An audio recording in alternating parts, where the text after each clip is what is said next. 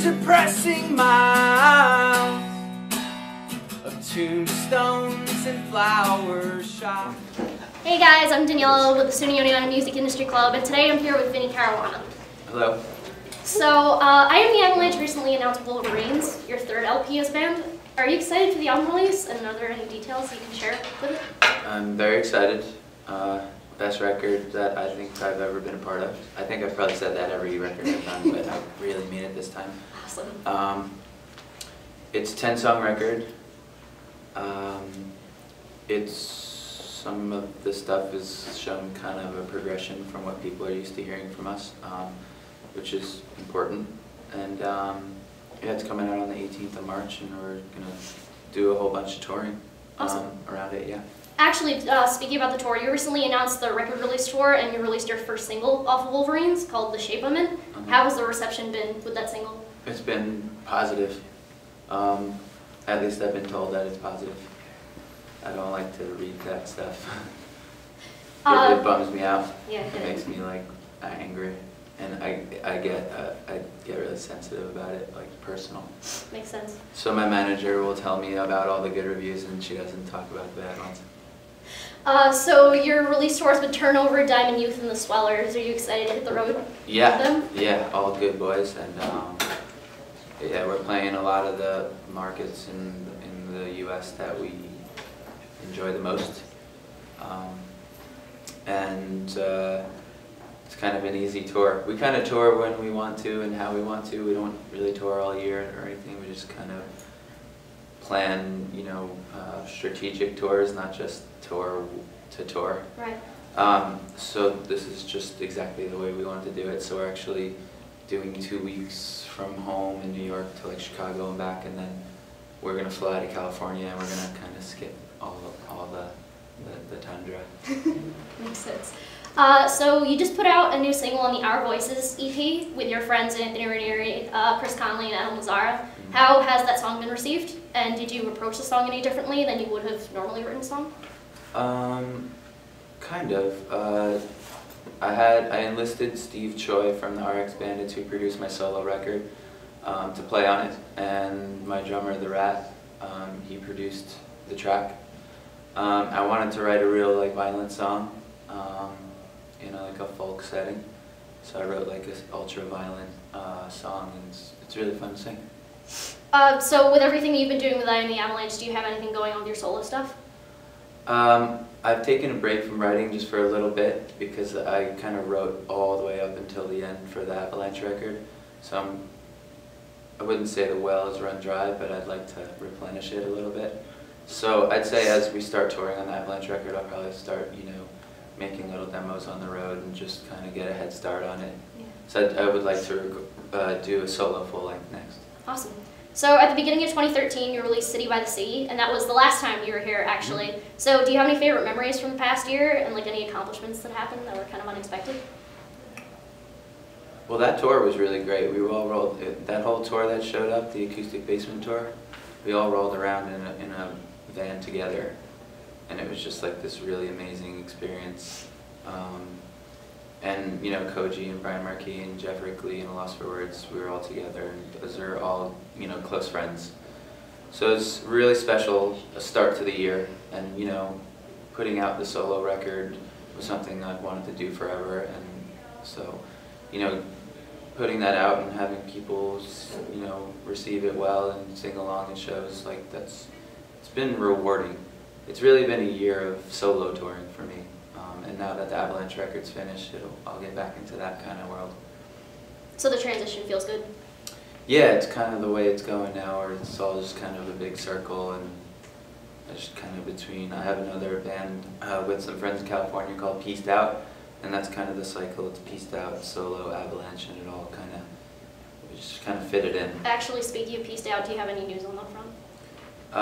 The new Pieced Out full-length record is finished for being recorded, and it's being mastered next week. And awesome. It'll come out in the summer, most likely. Okay. So you recently announced your participation in the Fade Away Records compilation. So can you talk about that a little bit? Sure. Fade Away Records is this dude, Mike Dubin, who I grew up with, and we grew up going to hardcore shows and being in the Long Island kind of hardcore scene together, and we were still are very good friends. And he put out the first Movie Life record on Fadeaway Records. He put out like a brand new EP, Movie Life record, Miracle of '86 record, which is Kevin Devine's old band. So he's one of those guys that kind of knows everybody and has lots of friends. And so his father passed away due to cancer, and this was maybe 5 years ago. And he kind of had this idea to raise money for, you know, a certain foundation of his choice, and you know, so he kind of poked around and said, "Is anybody interested?" And the kind of guy he is, and the kind of friends he has, everybody was totally down. So within like 3 weeks of him coming up with the idea, he had like 30 songs sent to him from different, like really, you know, a vast group of artists. That's incredible. And I didn't have anything hanging around, so I recorded a cover of an old '97 song, and that was my contribution. So it's kind of like a dedication. In what way? What? Like to his father and everything. Like that's. It is, yeah, it is. That's how the whole thing came about, was his father's passing, and now it's just a real righteous thing. Yeah. So over the past holiday season, you played like a ton of shows and stuff with some pretty awesome bands, like the Starting Line and the Wonder Years. How was your reception at those shows? Sometimes people don't seem to know who I am when I play to younger crowds of pop punk bands. Really? Because I'm old, and because so sometimes it's a little strange to play like a Movie Life song. Like a band like Wonder Years will like found their band, or like claim that their band was founded on from the inspiration of bands like the Movie Life. So to play a Movie Life song in front of 1,000 kids that don't know who the Movie Life is interesting. Being from Long Island, like that's like so like incredible to me. Like I remember like growing up and like it being like the Movie Life. Like I'm only 18, but like I remember when I was like 13, 14, like it was like the Movie Life for me. Like when you were 13 or 14, I think the Movie Life had been broken up for like 6 or 7 years. Exactly. But I was also a weird kid, yeah. so. Well, that being said about, you know, playing in front of like new people, especially the Wonder Years crowd was awesome, like really receptive, and like I don't have any merch today because they bought it all, so I guess that's a good sign. So like over the past 10 years, you've been touring with like all over the place with everyone. So do you have like any advice for any of the music industry students here? That want to go on tour? Yeah, I guess they want to go on tour, want to be able to find a job in the industry and everything.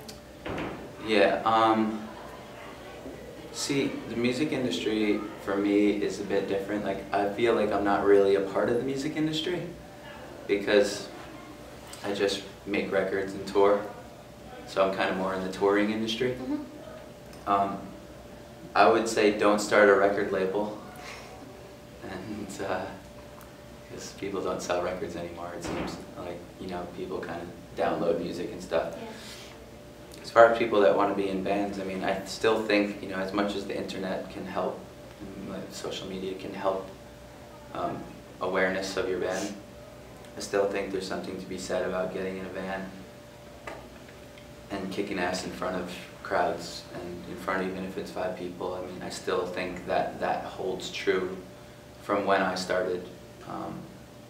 That speaks volumes. You know, you could have 20,000 followers on Twitter and open for a band that doesn't have Twitter. You know what I mean? Yeah. Because that band went and did some real work. So I would say work your ass off, and don't start a record label because I don't see that working out. So would you say the era of the record label is over and done with? Actually, I should take that back, because vinyl has become such a thing these days that record labels are making money selling vinyl now. They're basically vinyl dealers, you know? So yeah, maybe start a record label, but like just sell vinyl and sign cool bands that people want to buy vinyl from. All right, awesome. I guess that's all the time we have, so thanks for watching, guys. Thanks. And I never expected to take this lonely road to you.